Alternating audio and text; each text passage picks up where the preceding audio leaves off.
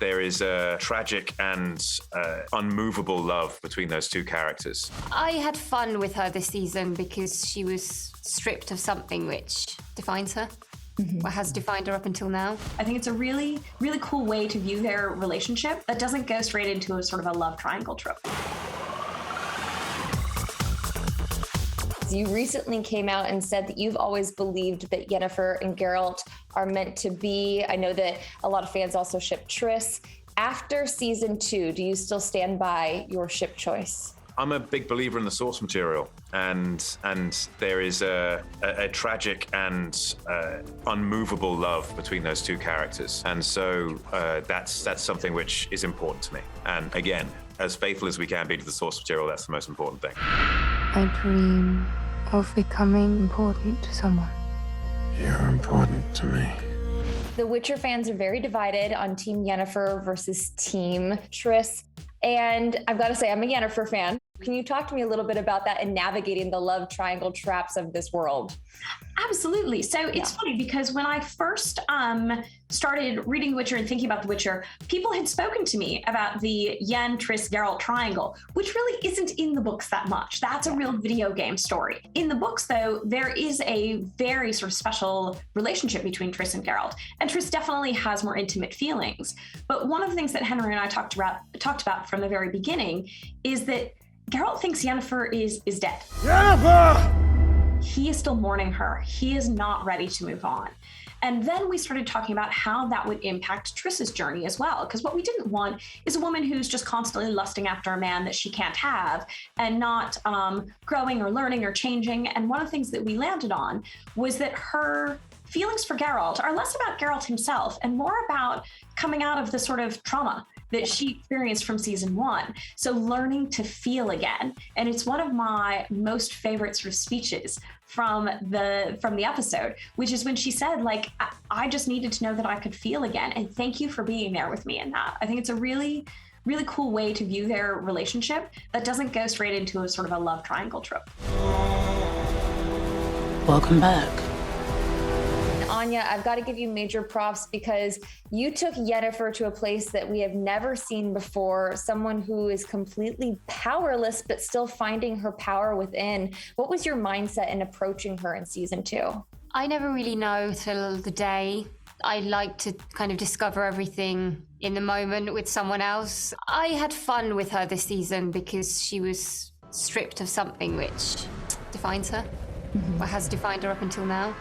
And so I was just excited for the opportunity that the writers had given Yennefer. We know it's dangerous, but this is not the time to be weak. It's the time to be strong.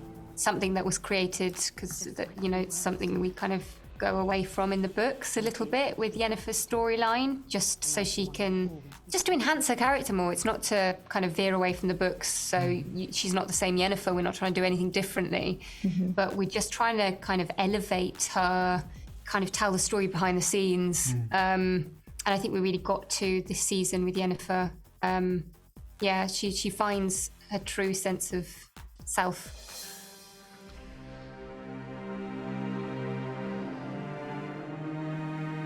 Geralt, do you know what to do with this? Sorry. Ciri. It was really exciting to see Ciri and Yennefer finally come face to face after Ciri always just kind of asking, who is this? What was it like getting to share scenes with Anya? It was so nice. I mean, we know each other obviously off screen now, before we've even been able to act together. So, you know, it was nice having that. Also, there's an element of it being a bit awkward because usually when you go on a job, you kind of don't know the person too well. So you sort of like don't really care. But then we were both a bit like, oh, this is a bit weird, isn't it, that we're now acting in front of each other? But very quickly you get into it, and then it only is useful as like a tool, you know, that trust that we have already. So yeah, it was a lot of fun. There were a lot of funny moments, a lot of obviously it's The Witcher, intense moments, but it was really fun working with Anya. She's a great scene partner. I'm already clamoring for season 3. I know you don't know anything, but what is one thing you would like to see for Ciri in season 3? Well, I actually do know quite a bit. I want to see her fight a monster. Yes, and not just be the bait. Yes, exactly. When you did read the season 2 finale, I'm curious, what was your initial reaction and what were the first questions you had for your showrunner, Lauren? There's a lot of original story there, obviously. Yeah. And so it was all about the conversations. I was saying I want to just preserve the truth of these characters from the books, and that was the thing I campaigned for the most. Our gut is always to stay true to the spirit of the original books. That is like our guiding light through adaptation. When I spoke to the author really early on, that's what he asked for. He said, my books are not the Bible, and no matter what I do in the adaptation, the books will still exist. So I try to make sure that what we keep is sort of the moral and ethical lessons of the books, the sort of twisted fairy tales, which I love, these amazing characters, but also this humor and the wit and the sort of tongue-in-cheekness, the self-awareness in the books, which I find is what really separates them out from a lot of other fantasy genre things. You're the keeper of all the secrets. Once fans have finished binging season 2, what do you want to tease to them about a potential next chapter? Go read The Time of Contempt. It is my favorite book in the series. And unlike a lot of the fears that I had about adapting Blood of Elves, which was, I think, very difficult, Time of Contempt, it lays out beautifully for an adaptation. So much happens, so much changes. There are, just sort of cliffhangers left and right, a lot of death. I think it's going to be an incredible season.